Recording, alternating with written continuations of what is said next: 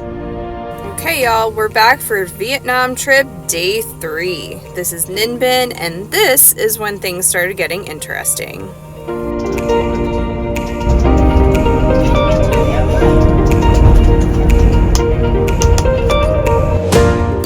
So we took a 3-hour van ride. Yes, 3 hours from Hanoi down to Ninh Binh. So Ninh Binh is the complete opposite of Hanoi. It is the countryside. In hindsight, I wish we would have actually stayed a night in Ninh Binh instead of another night in Hanoi.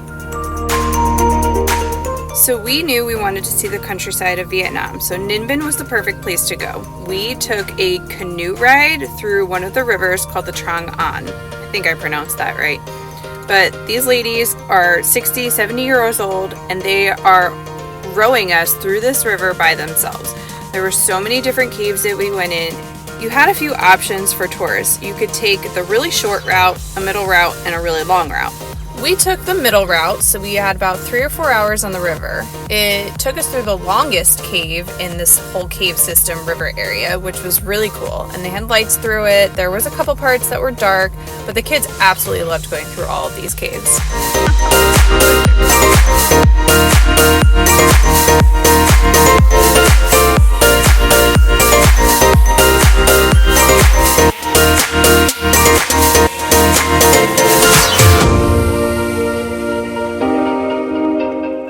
The scenery on this route was incredible. The mountains were just so majestic.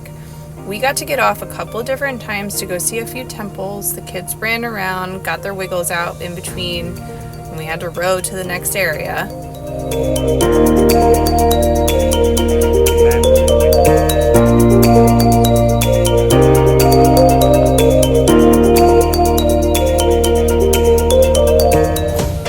Okay, but let's rewind and go back to these older grandmas that are basically rowing these boats.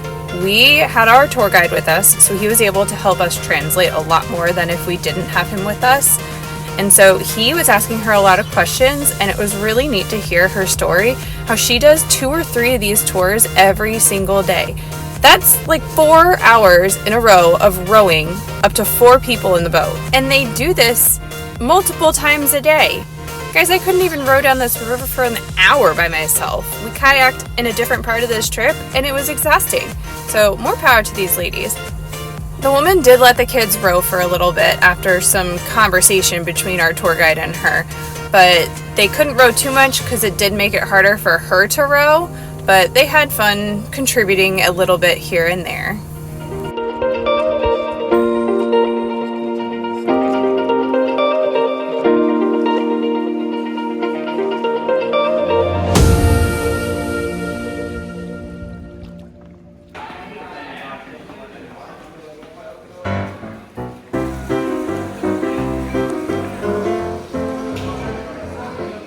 After our 4-hour boating adventure on the river, we got to have some lunch. Our food through this whole trip was absolutely phenomenal, and this was no exception.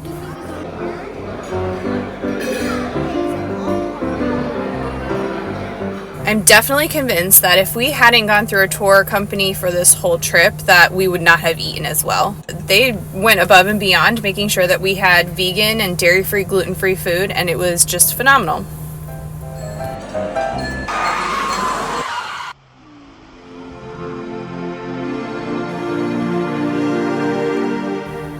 After completely filling our bellies, we headed over to our next adventure, which was the Hang Mua cave area. It's not really a cave, it was more of a hike up to the mountain. There was a small cave, but it was not a cave. It was more like a rock tunnel to kind of walk through, but there were these little ponds and little garden areas to walk through before walking up the mountain. And walking up the mountain to the Lying Dragon statue, it was a hike.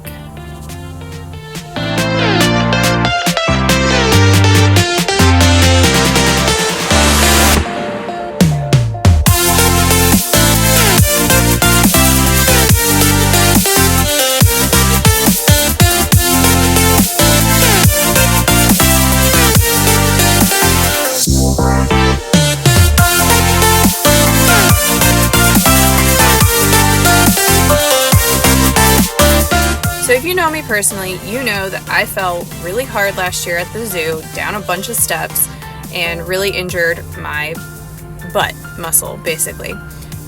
This was major PTSD for me. Going back down the steps was really hard for me, and it took a long time. So everybody had to wait for me because I was going very slowly. The views from the top were absolutely incredible. They had a couple different spots on the mountain that you could go to, and you were just looking over at these beautiful rice fields. If you come at the right time of year, I think it's the springtime, these fields are beautifully lush and green with the rice crops.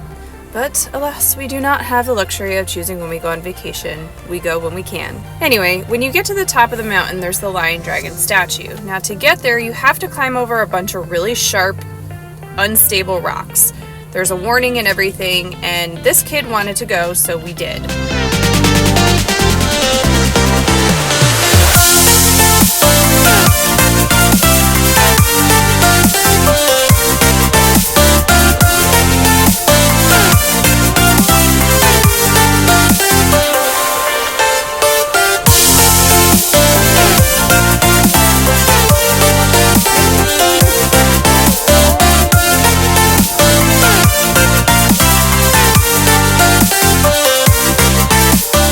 Now I didn't get a whole lot of video of us up there because I definitely went on Mama Bear and was worried more about Eli not falling off of the cliff, but I'm glad we have a little bit of video, and it was super neat getting up there with him.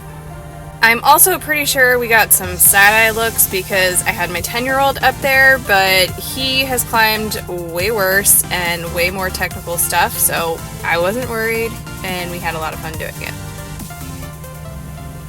Minus the fact that I was a little scared coming down the steps for obvious reasons because of my fall.